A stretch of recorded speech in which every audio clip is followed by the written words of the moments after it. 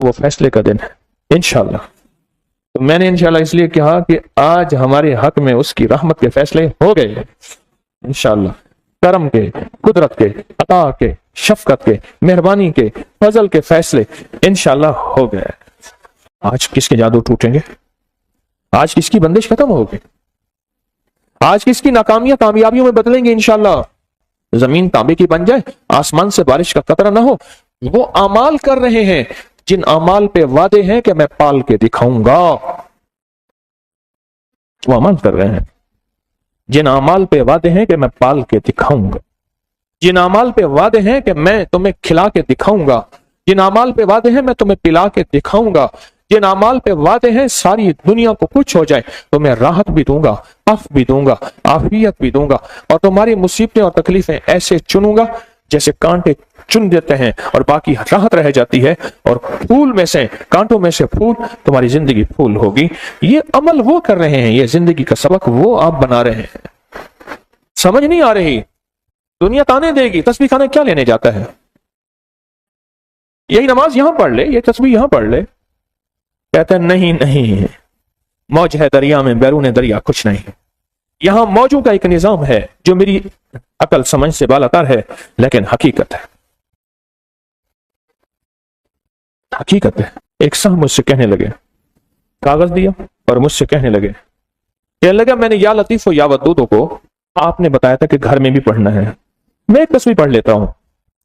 کہا کہ میں ایک تسبیح پڑھتے پڑھتے سو گیا اور میری تسبیح پوری نہ ہوئی. میں تسبیح نہ سوئے ایسے پڑھ رہا تھا، تسبیح پوری نہ ہوئی.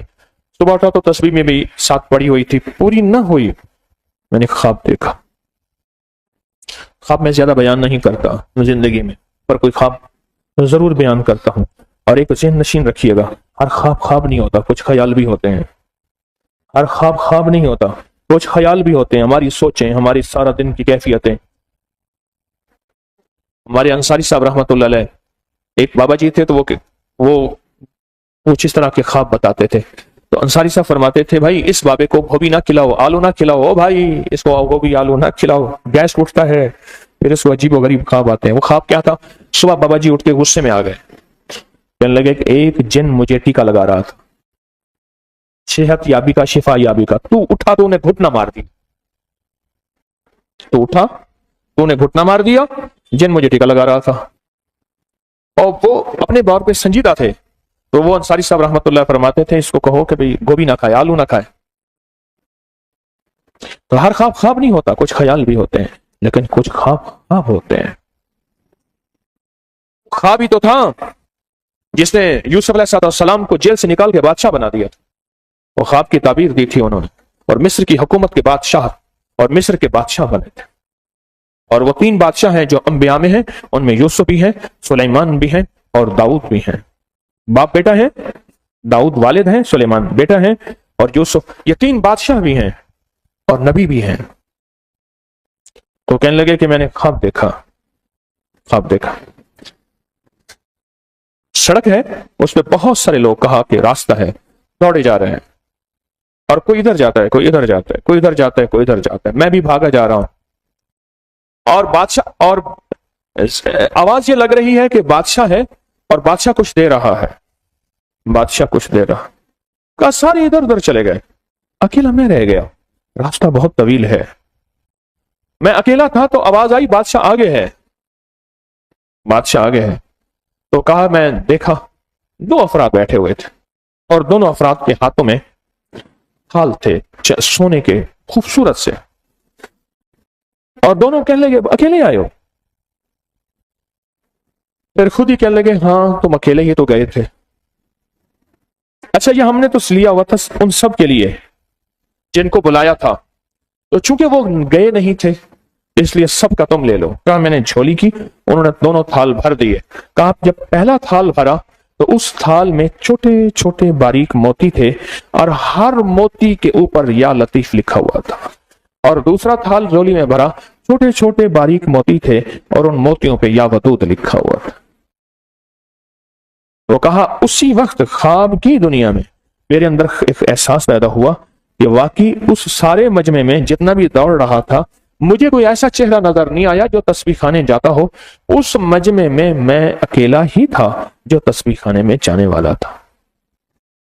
اکیلا ہی تھا جو تسبیح خانے میں جانے والا تھا. تو یہ اعزاز، یہ نعمت، یہ سعادت صرف مجھے ملی.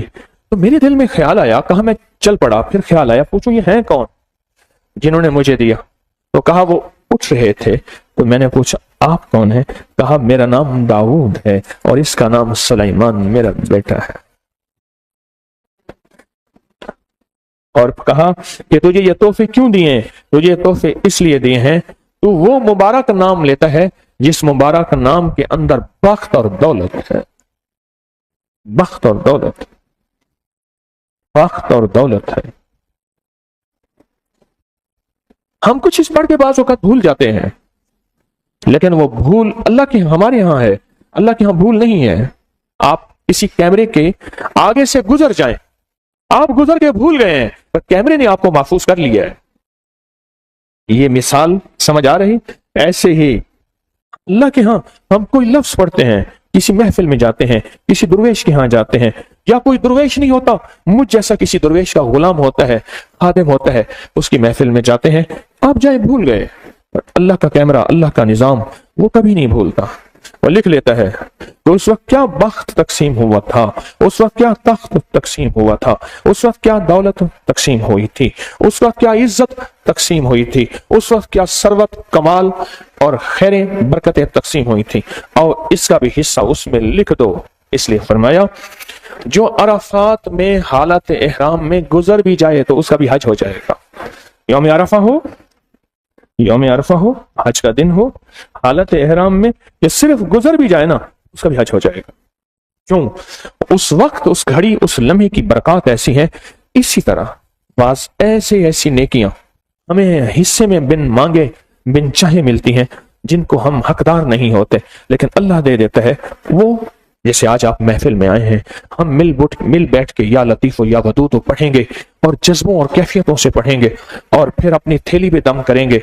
یہ مل بیٹھنا یہ اللہ کے ہاں بہت بہت بہت بہت زیادہ محبوب ہے اور اس کی بہت زیادہ حیثیت اور وقار ہے. آپ میں سے کوئی ایسا شخص ہوگا جس کے اوپر کالا جادو ہوگا. غور سے سنیے گا، میں کچھ حقیقتیں بتا رہا ہوں. کوئی ایسا شخص ہوگا جس پہ کالا جادو ہوگا، کوئی ایسا شخص ہوگا جس پہ نظر بد ہوگی، کوئی ایسا شخص ہوگا جس پہ سفلی عمل ہوگا، کوئی ایسا شخص ہوگا جس پہ کالی دیوی کا اثر ہوگا، کوئی ایسا شخص ہوگا جس پہ بدروح کا اثر ہوگا، کوئی ایسا شخص ہوگا جس نے جنات کو جانے انجانے میں ستایا ہوگا اور وہ اس پہ منتقم ہوں گے، انتقام لینے کا جذبہ ہوگا. اور کوئی ایسا شخص ہوگا جس کی پیشانی پہ شقاوت، جس کی پیشانی پہ بدبختی، جس کی پیشانی پہ لعنت لکھی ہوگی.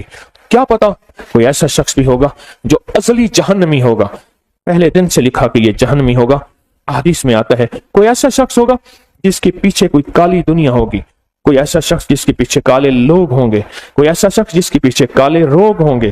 پر یاد رکھیے گا، یاد رکھیے گا، اتنا بڑا مجمع جب بیٹھ کے ایک چیز کو طلب کرتا ہے، اور وہ ہو بھی طلب والا، ہو بھی تڑپ والا، ہو بھی جذبے والا، ہو بھی کیفیتوں والا، اور اتنا بڑا مجمع بیٹھ کے کسی چیز کو جب طلب کرتا ہے، اس کی طلب، اس کی تڑپ، اس کے جذبے پہ ایک غیبی نظام کا فیصلہ ہوتا ہے، حتیٰ کہ جو تماشا دیکھنے آتا ہے وہ بھی رنگا جاتا ہے. چلو دیکھائیں تماشا جگر کا، سنا ہے وہ کافر مسلمان ہوا ہے.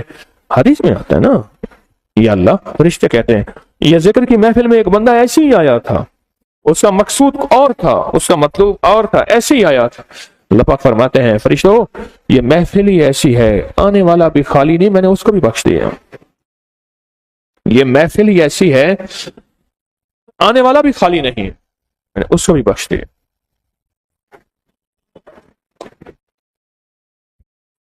آپ کو علم ہی نہیں ہے، کوئی ایسا روگ آپ کے ساتھ لگا ہوا ہے. ایک درویش تھے، آپ میری طرف دیکھنا، ان کے پاس جو سائل آتے تھے لین بنوا لیتے تھے، ایسی لین بنواتے تھے.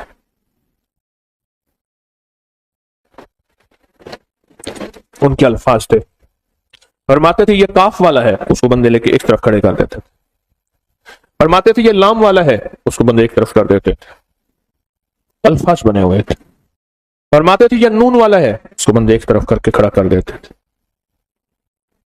فرماتے تھے یہ جیم والا ہے، اس کو بندے ایک طرف، مجمع کو 4 حصوں میں تقسیم کرتے تھے. جو کاف والا ہوتا تھا وہ اندر کا کتا ہوتا تھا. جو لام والا ہوتا تھا اس کی پیشانی پہ لعنت لکھی ہوتی تھی. جو نون والا ہوتا تھا اس پہ نظر بد ہوتی تھی. اور جو جیم والا ہوتا تھا وہ جادو سے ڈسا ہوا ہوتا تھا. پھر آپ کیا کرتے تھے؟ کاف والے کو کہتے تو چلا جا، تیرا علاج میرے پاس نہیں ہے. لام والے کو کہتے تو چلا جا، تیرا علاج میرے پاس نہیں ہے. نون والے اور جیم والے یہاں آ جائے، ان کا علاج کرتے تھے. ایک دفعہ خواب میں کسی درویش نے انہیں کہا، اللہ کا بندہ، تجھے اللہ نے اپنے علم میں سے علم دیا ہے، پھر یہ کاف والے کہاں جائیں گے؟ جو اندر کے کتے ہیں، یعنی قرآن کہتا ہے اولئک کالانعام بل ہم اضل، وہ جانور نہیں بلکہ جانوروں سے بدتر ہوتے ہیں. اور یہ لام والے کہاں جائیں گے جن پہ لعنت لکھی ہوئی ہے؟ یہ بھی تو تیرے ہیں. اور کہا کہ یہ بتا، کھوٹے کھرے فقیر کے نہیں ہوتے؟ پاک ناپاک دھوبی کے نہیں ہوتے؟ سب کو نہیں دھوتا؟ سارے ہی ہوتے ہیں. پاک ناپاک میلے صاف دھوبی کا بھی حصہ ہوتا ہے، وہ سب کو دھوتا ہے. اور کھوٹے کھرے فقیر کے کشکول کا حصہ ہوتا ہے. تو فرمایا پھر جب چھانٹی کرتے تھے پھر لام والوں کو بٹھا لیتے تھے، اور اس کو لام لعنت والا اور کاف والا ان کو ہی بٹھا لیتے تھے. پھر ان کو اکٹھا بٹھا کے نا سخت استغفار کرواتے تھے، استغفار کرواتے تھے. اور پھر ہوتا کیا تھا؟ اب ذرا غور سے سننا. جو آج ہم کریں گے ہوتا کیا تھا؟ ان میں کوئی ایسا ہوتا تھا جو صرف استغفار سے کرتا تھا، استغفر اللہ استغفر اللہ، ایسے سر ہلاتا تھا. کوئی ایسا ہوتا تھا جو وجہ سے کرتا تھا، کوئی ایسا ہوتا تھا جو وجدان سے کرتا تھا، جو ایسا ہوتا تھا کوئی رو کے کرتا تھا، کوئی ایسا ہوتا تھا جو سسک کے کرتا تھا، کوئی ایسا ہوتا تھا جو بلک کے کرتا تھا، جو ایسا ہوتا تھا جس کی زبان بھی استغفار کر رہی ہوتی تھی، اس کا دل بھی استغفار کر رہا ہوتا تھا، اس کے جسم کا رواں بھی. ان میں سے کوئی ایک یا چند ایسے ہوتے تھے جن کی وجہ سے سب کی توبہ قبول ہوتی تھی. اللہ کہتا ہے جاؤ، تیرے اندر کے کتے کو ختم کر کے تیرے اندر میں نے انسان رکھ دیا. اللہ کہتا ہے جاؤ، تیری پیشانی پہ لعنت ختم کر کے میں نے رحمت لکھ دی. مجمع جب بیٹھ کے کسی چیز کو مانگتا ہے، مجمع جب بیٹھ کے کسی چیز پہ تڑپتا ہے، مجمع جب بیٹھ کے کسی چیز